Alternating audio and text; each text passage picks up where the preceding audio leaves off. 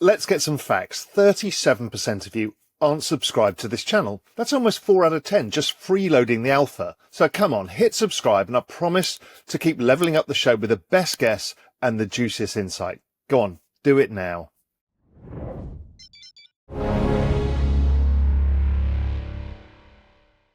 Hi everyone, here we are at day 2 Solana Breakpoint conference in Abu Dhabi, and we are joined by Kyle Samani, founder and managing partner, Multicoin Capital, and chairman of Forward Industries. Kyle, thank you for joining us. How are you doing today? Bijan, thanks for having me on the show. Pleasure to be here in this epic little square glass box in the middle of the show floor, Breakpoint.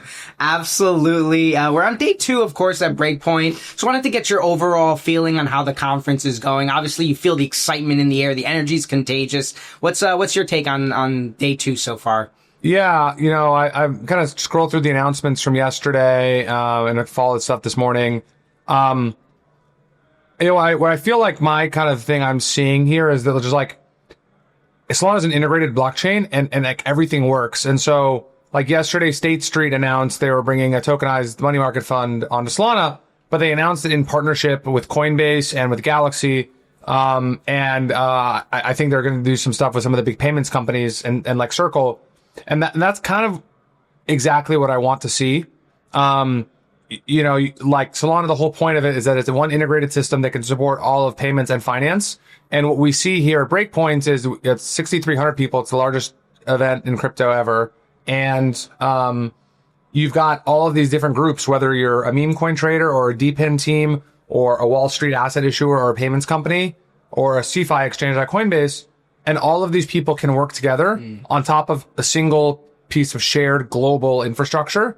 And like that wasn't possible before. When you look at Ethereum, you see all of this segmentation into like, well, this chain is for payments and this chain is for DeFi and whatever. And here we get to just make all of money and finance work together as one cohesive whole. Yeah, and then just as a user in general, I think that really kind of simplifies things, kind of be able to essentially live your financial life in one ecosystem and, not having that segmentation that you were referencing. So kind of big picture, I know you kind of touched on it a little bit, but what are your just expectations for this industry in 2026 and beyond?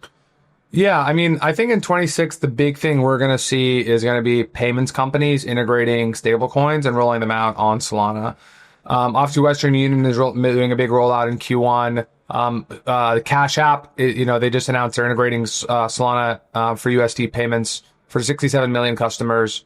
Fiserv and WorldPay and Visa and all the merchant acquirer type of people are all ramping up right now their use of stablecoins all on Solana. And so I think when we look back at the end of 26, I think that's going to be the thing that's like, it's all happening quietly because they're all doing it in the background. But I think like that might lead to an incremental 50 or 100 million new wallets on mainnet next year. Oh man. So we've seen, it's not just here, right? But, we've seen this building up. A lot of people are excited about Solana. They love using Solana. We see it in the conversation a lot on crypto, Twitter, and just everywhere, really. What do you think it is that makes people so excited to, engage with the Solana ecosystem and just kind of, be building on Solana in general? Yeah, I mean, it's like once you use Solana, you realize very quickly this is what finance should be. And what I mean by that is, it should be next to free to use. It should be super fast. It should work even when the markets are volatile. You shouldn't get ADL'd and have your positions closed out. You should have access to the most number of assets that are available. And then now we have all of this like leading intellectual capital, building these prop AMMs, building these DPIN things. Like all of that leading edge innovation is happening here. And I think that kind of both the user experience side, which is like very clear. You just use Phantom or Soulflare Backpack or Fuse. It's super clear. And then on the developer side, looking at like the quality of the intellectual capital, like it is the leading ecosystem today on both fronts. And I kind of the people who come to Breakpoint, kind of really viscerally understand that. Yeah. So you touched on this as well. Solana has DPIN going for it, like obviously DeFi, payments, stablecoins, so many things going on in Solana. They're having success as well on so many fronts. What do you see, or what do you think has been maybe the most successful part of that? And what would you like to maybe see be improved upon in the future going forward? Yeah, I mean, look, we kind of helped create the DPIN category with our investment in Helium in 2019. So it's been 6 years. And I'd say it's been a little slower than we would have liked. But I do think a number of the major DPIN teams are really turning a corner right now. In particular, in our portfolio, I'm most familiar with Helium, HiveMapper, and GeoNet. And all three of them right now, I think are kind of like on the cusp of that, where the exponential curve really turns upwards. And so I think that will be a major story of 26. With most of these DePIN things, the incubation period takes a while. It's not like launching a DeFi protocol. You got to build up the network. You got to call the customers and ramp up the demand. But like all three of those teams now, I think they've kind of completed the incubation phase and are now in the ramp up phase. And I'm pretty excited for those guys. Yeah. Now, another narrative that, you and I have talked about in the past has been digital asset treasuries, right? And you have a very unique position in that, you're chairman of Forward, the largest treasury on Solana, right? Can you talk to me let's talk a little bit about this, because I've seen a lot of criticism on DATs, right? It feels like people have a little bit maybe soured on the trade, and they're worried about companies kind of selling those crypto assets, right?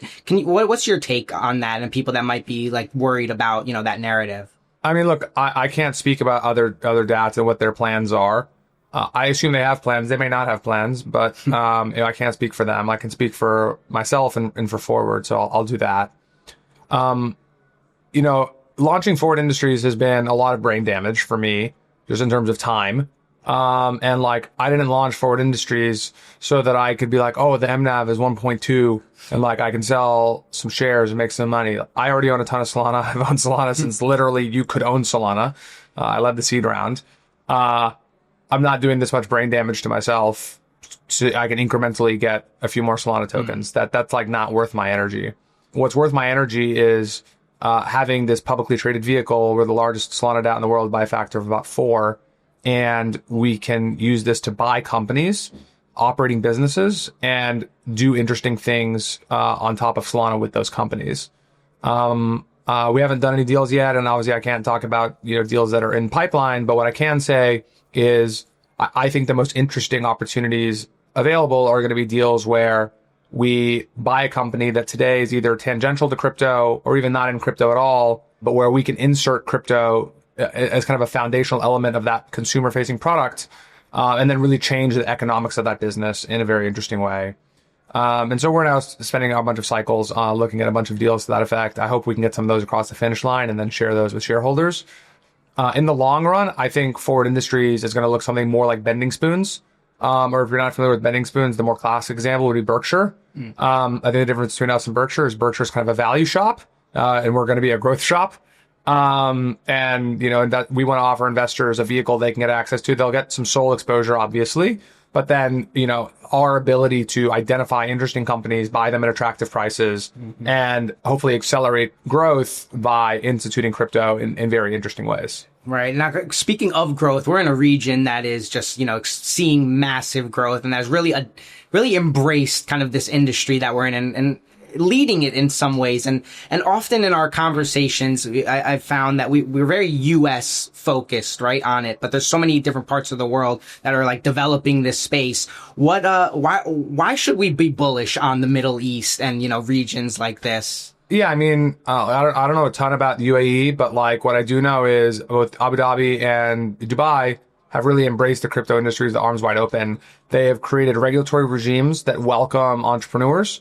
I think Binance is registered here. I know the Solana Foundation is registered here. A bunch of crypto squads, a number of our portfolio companies are all based here. And so they're encouraging innovators, and they're saying, look, finance needs to have rules. It's great that the base there is permissionless, but we need to have rules for real investors, for investor protection. Here's a framework that you need to comply with. And Abu Dhabi and Dubai have moved very quickly. They've defined the rules, and they've said, please set up shop here and make your services available based here. And like, that's what we want is, rule of free finance is not good. You don't want to have, rules encoded in the base layer. The base layer should be open. Like any technology, like you can do good or bad. Look, guns can be used for good and bad. Right. The internet can be used for good and bad. So you want the base layer systems to be open. And then you want to have applications and rules built on top of that, help commercialize these things. And that's what I expect is going to happen. And look, places like UAE are really at the forefront of that because they make very quick and rational regulatory decisions.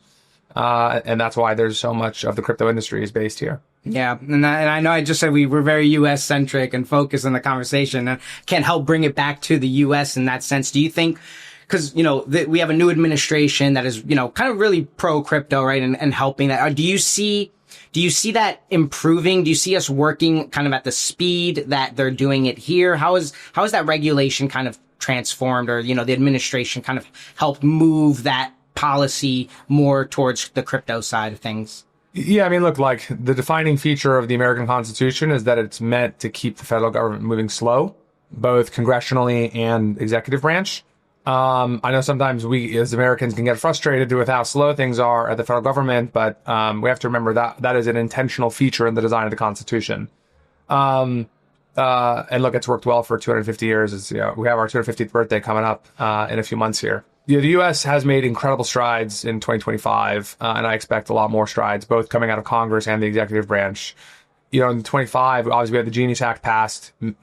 That is certainly the most consequential piece of financial legislation passed by Congress since Dodd-Frank in 2010. And I think if we look back in 20 or 30 years' time, I think the Genius Act will actually be looked at as being far more consequential than Dodd-Frank. If it's going to facilitate, look, in 30 years' time, 6 billion people are holding stablecoins, which US dollar stablecoins, which is kind of my base case, then without question, the Genius Act will have been more consequential than Dodd-Frank. So that's incredibly exciting. And then you just look at all of the engagement we've gotten from every major branch of the administration: SEC, CFTC, FinCEN, IRS, Treasury. All of these departments are all issuing good guidance on issues like collateral for derivatives, DeFi innovation exemptions, tax issues around staking, prediction markets. Like all of these things, we're getting that guidance on, but at this point, almost a weekly or bi-weekly basis from these folks. And I expect that will continue, over the next few years as well. Obviously, the last kind of big we're aiming for is the Clarity Act out of Congress. Fingers crossed we'll get there. I know there's a lot of people in DC doing good work. Our team and a bunch of the folks from the Solana Policy Institute have been rolling up their sleeves. And I think we're going to get this thing passed in Q1. Oh, that's looking forward to that. So, and I want to kind of stay on that point because there's so much bullish news coming out, and a lot of bullish things happening, right? We're getting a more clear picture of regulation. ETFs are buying at just, historical rates, massive amounts. And we saw crypto and Solana and, Bitcoin hit all-time highs, at the end of 2024, going into beginning of this year. Why is the price down now with all of this, amazing things happening? Why isn't it being reflected in what the price right now? Yeah, there's a lot of theories as to why that is. I think the one that to me is probably the most salient is there's a lot of people who are in crypto who they just adamantly believe in this 4-year cycle, which look, it was true for the prior 3 cycles. It's like, why it's crazy that it was so predictable, like a clock for 12 years basically. And therefore, and look, those people, they've been in crypto for a long time. They're pretty wealthy now because they've been long crypto for a long time. If all of them, not all of them, if a lot of them believe 4-year cycle must persist, then they're going to sell. And that's just kind of a self-fulfilling prophecy. Mm-hmm. My guess is that explains like 60 to 80% of kind of the underperformance of what I would have expected this year. I think at this point, all of those people have, the people who adamantly believe in the 4-year cycle, I think they're basically done selling. Meanwhile, you have these tailwinds, as you just noted, and you see that, at this conference. I mean, we were seeing State Street announce products and Square Cash and Western Union and all these guys and you see the excitement coming from Silicon Valley, from Wall Street, from the payments companies is really palpable. You look at the ETF, I mean, the Solana ETFs they've raised about $1 billion of incremental inflows in like just over a month. And that doesn't look like it's going to stop anytime soon. And so, I feel pretty good about where we are. And look, like those people who believe in the 4-year cycle, right? They've all sold over the last 90, 120 days, whatever. At some point they will say, oh, maybe my 4-year cycle hypothesis was wrong. And, this cycle is actually going to continue going. Mm-hmm. And when those guys then pile back in, you could see this thing really rip up in a big way. Right. Now, I want to switch gears just a little bit. We often hear about internet capital markets. I want to ask you, what does that mean to you? I've actually defined this in some of the presentations I've given. I think kind of the most succinct definition of internet capital markets is a very simple idea, which is just that anyone should be able to trade any asset anywhere in the world, anytime, 24/7, with just an internet connection and a phone in their pocket. That's it. That's it. It's like shockingly simple. What's crazy is that because of how finance has evolved over the last 150 years around the world, that's not true. But like, if you were to pause and think about it and say, well, why can't you just trade any asset anywhere in the world 24/7 with an internet connection? Obviously, the way we use the internet today, YouTube, Spotify, email, Messenger, like all of those properties I just described are all true of every major internet service in the world. And 7 billion people viscerally understand that because they use the internet and they're like, oh, these are great services. And then you go use finance and like, it's like, well, it shuts down at 4 o'clock and like, oh, it's Columbus Day. It's like JK, the banks aren't working. And obviously weekends are off and like, and it's like, well, I move money between countries and it's like the fees are 3%. You're just like, what? Like the internet does not work like this. But for finance, and so to me, internet capital markets is just bringing all of these properties that we all really viscerally understand about the internet and applying them to finance. Yeah. Now I want to kind of end almost on this note here that, because you've been with Solana, like you mentioned, you've had Solana almost since day one. Since day one, you helped lead that raise. Right? I led the seed round in 2018. So what is something that if I went back in time to Kyle in 2018 and I said, this is going to happen today in Solana, what is like the biggest surprise that you wouldn't have expected when you led that seed round to what we're seeing, in Solana today? Look, my first true love in crypto was Ethereum. I got into Ethereum in 2016. And by end of 17, I started to grow disenfranchised with Ethereum because I thought they were moving too slow. And so I looked for alternatives, ended up finding Solana, ended up making a bunch of big bets there. Obviously, we all know kind of how that played out.